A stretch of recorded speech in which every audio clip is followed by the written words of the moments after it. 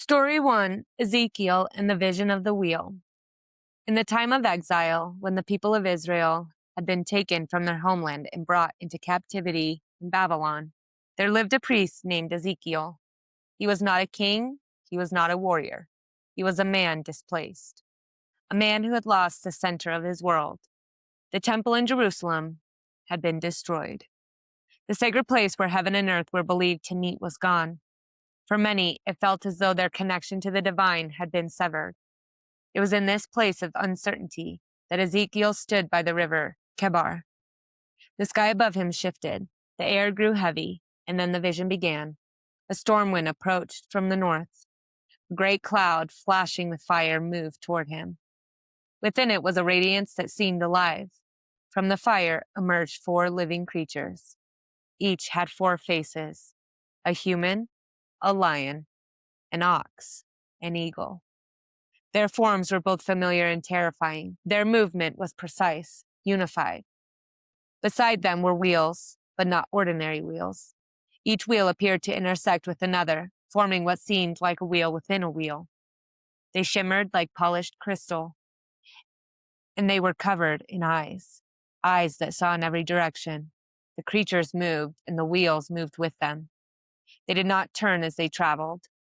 They moved forward in perfect alignment, guided by something beyond themselves. Above them was a vast expanse, shining like ice, and above that, a throne. Upon that throne was a figure, radiant, uncontainable, a presence that could not be fully described. When Ezekiel saw it, he fell to the ground. The vision was overwhelming, not just in its appearance, but in what it revealed. For this was not a distant God confined to a single place. This was a presence that moved, that saw all things, that existed beyond the boundaries of temple or nation. In exile, Ezekiel had believed something had been lost, but the vision showed him something greater. Nothing had been lost. The divine had never been contained. It had always been everywhere. The wheels within wheels became a symbol, a reminder that existence is layered, and that what is seen is only part of what is real. That movement, purpose, and vision operate on levels beyond human understanding. Ezekiel's role changed after that moment. He was no longer simply a priest. He became a prophet, a messenger, someone tasked with helping others see what he had seen. Not the image itself, but the truth behind it. That even in exile, even in uncertainty, the presence that guides life is still moving, still seeing, still active. And once that truth is seen, it cannot be unseen. Story 2, The Vulva and the Seeing of Fate. In the northern lands of ice and fire, where long winters stretched across the earth and the veil between worlds was believed to be thin, there were those who could see beyond ordinary sight. They were known as the vulva, seeresses, women who carried the gift of vision. They did not rule kingdoms, they did not lead armies, but kings and warriors sought them out, for the vulva could see what others could not. They practiced a form of magic called Sather, a sacred art of prophecy and perception. Through it, they entered altered states of awareness. They saw threads of fate stretching across time, past, present, and what had not yet come. One of the most powerful of these seeresses appears in the ancient poem Volospa, meaning the prophecy of the seeress. In this telling, even Odin, the Allfather, seeks her out. Though Odin has sacrificed much for knowledge, there were still things he could not see. And so he called upon the vulva.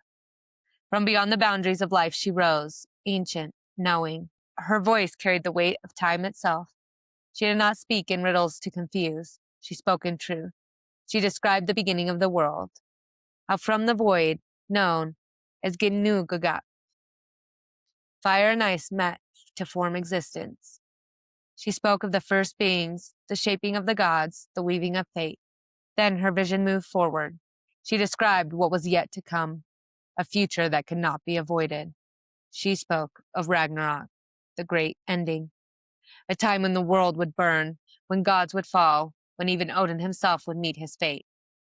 The sky would darken, the earth would sink into the sea, and everything known would be undone. Odin listened. He did not interrupt. He did not deny what he heard, for the vulva did not offer comfort. she offered clarity. And yet, her vision did not end in destruction.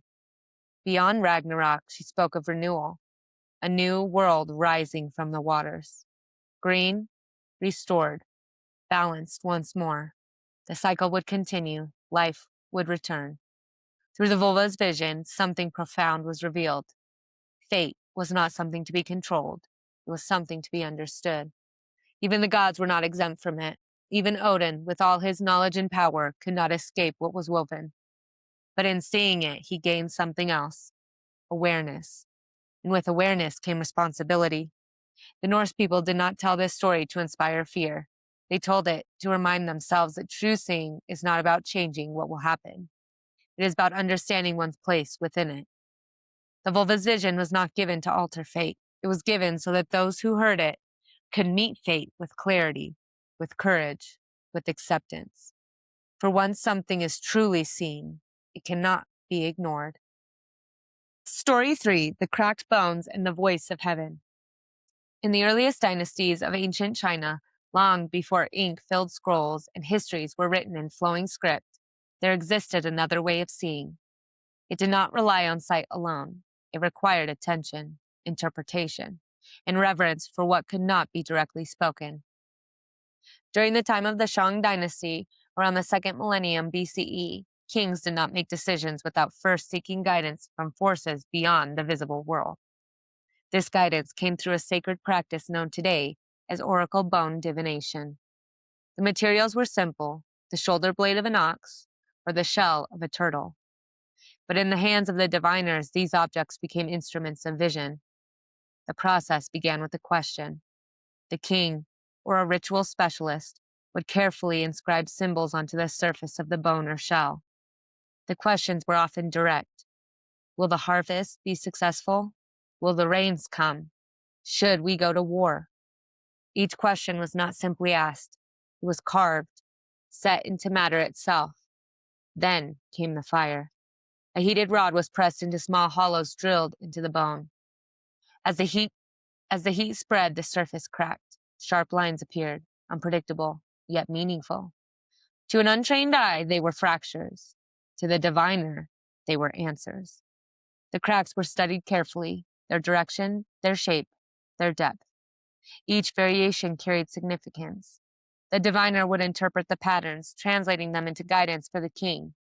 But the act was not seen as random. It was believed that the cracks were the voice of heaven, Tien, revealing insight into the unseen order of the world. Through this process, the king did not simply predict outcomes. He aligned himself with the will of the cosmos. The decisions that followed were shaped not only by strategy or desire, but by what had been revealed through these signs. Over time, the inscriptions carved into these bones became something more. They formed one of the earliest known systems of writing in China. What began as questions became records, and those records became history.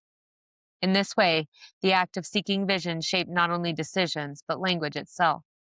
The oracle bones preserved moments where humans reached beyond what they could see, where they acknowledged that not all knowledge is immediate, that some truths must be interpreted, that meaning often emerges through patterns rather than direct answers. For the people of the Shang dynasty, vision was not about certainty, it was about connection. A relationship between the human and the unseen, between question and response, between action and consequence. The cracks in the bone were not the end of the process. They were the beginning. They required attention, patience, and the willingness to listen, even when the answer was unclear, even when it required responsibility. For once a question is asked and an answer is given, the one who receives it must decide what to do next. Story 4: The Ayahuasca Vision and the Path of Seeing.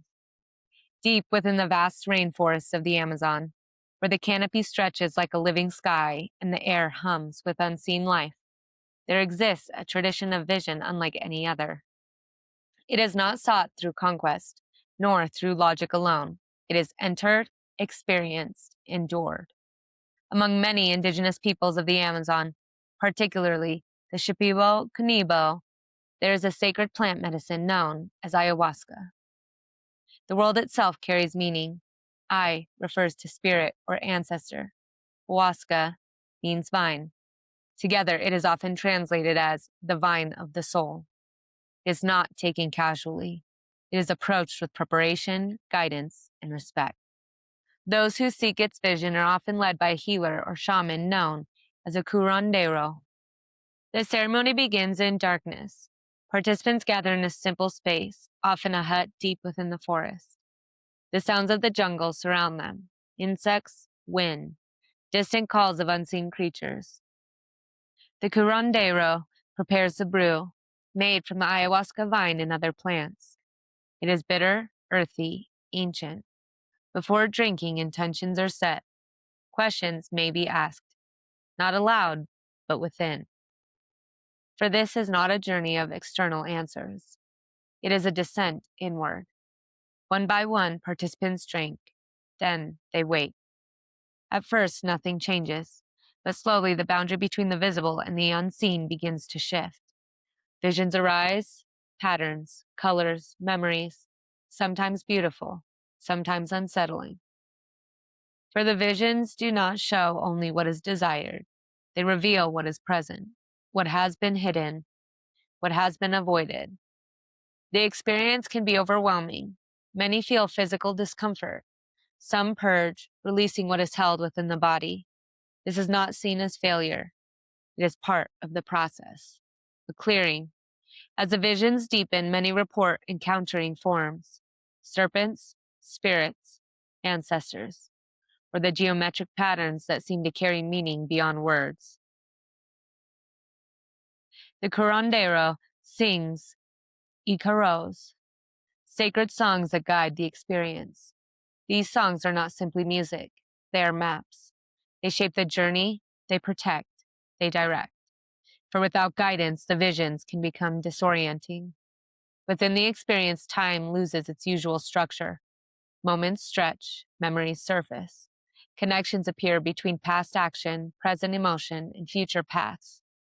What was once hidden becomes visible. What was once avoided becomes unavoidable. And in that space, insight emerges, not as a concept, but as something felt, known, recognized. Many who undergo this journey speak of a moment of clarity, a realization that shifts how they understand themselves, their relationships, their purpose. It is not always gentle, but it is often profound. When the effects fade, participants return to ordinary awareness. The forest remains. The world appears the same, but something within has changed. For the vision was not about escaping reality. It was about seeing it more fully. In these traditions, the value of the experience is not in the visions alone.